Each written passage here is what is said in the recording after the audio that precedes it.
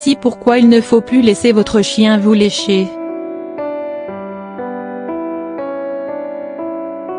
Avoir un animal de compagnie, surtout un chien, est un véritable plaisir. Fidèle et d'une nature joueuse, il ne rate pas une occasion de manifester son affection et son attachement. D'ailleurs, après une longue journée passée dehors, il accourt pour vous donner un coup de langue affectueux. Or ce geste tendre peut être néfaste et mettre votre santé en danger.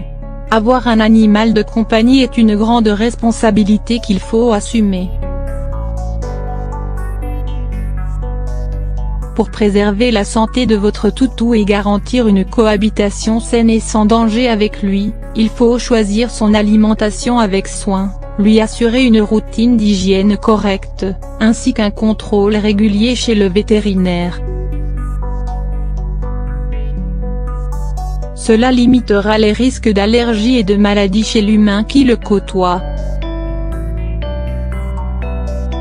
Mais malgré tout cela, il faut savoir que les chiens peuvent facilement, mais involontairement, mettre en danger la santé de leur maître, à cause des bactéries pathogènes présentes sur leur langue et qu'ils transmettent en leur léchant le visage.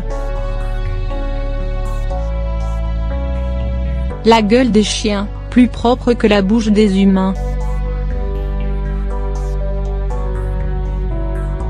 On a tous entendu cette phrase un jour ou l'autre, mais c'est faux. D'ailleurs, Marty Baker, auteur de l'ouvrage dédié aux amateurs de chiens chicken sous Forte Dog Owner Soul, l'explique clairement.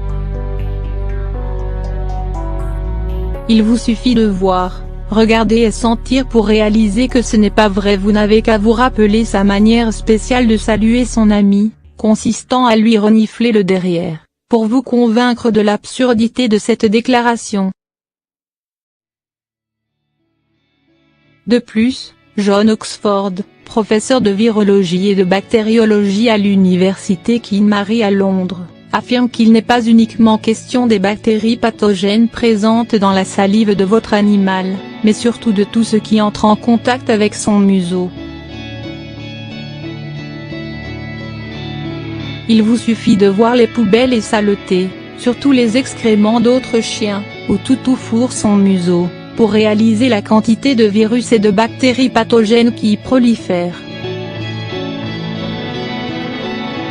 Quelques problèmes de santé causés par les bactéries transportées par les chiens. La teigne est une maladie très contagieuse, transmise à l'homme par contact direct avec un animal contaminé ou par contact de la peau avec un tissu ou un canapé.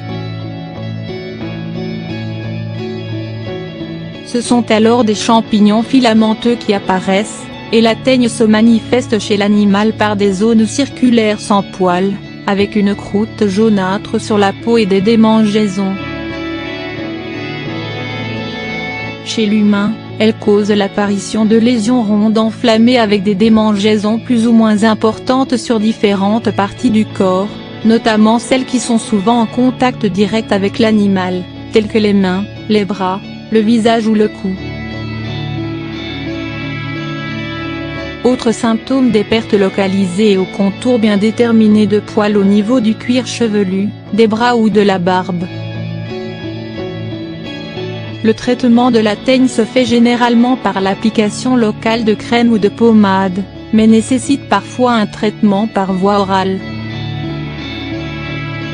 Il est également recommandé de désinfecter toute la maison, car les micro-organismes de la teigne sont extrêmement résistants dans l'environnement extérieur et peuvent rester actifs jusqu'à 1 an.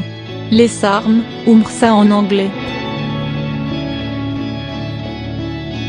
Le staphylocoque aureus résistant à la méticilline, ou méticillin résistant Staphylococcus aureus, est une bactérie de la famille Staphylococcus aureus, également appelée staphylocoque doré, qui se caractérise par sa résistance au traitement antibiotique à la méticilline, généralement utilisé pour éliminer cette famille de bactéries.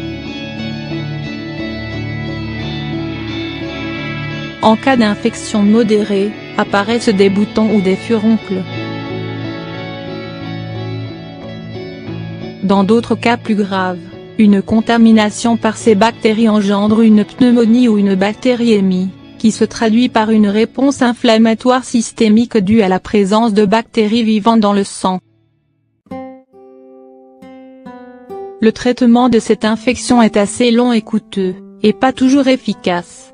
Ces bactéries, transmissibles à l'être humain à travers la salive de leur chien, peuvent provoquer des lésions cutanées localisées, avec ou sans signe d'inflammation.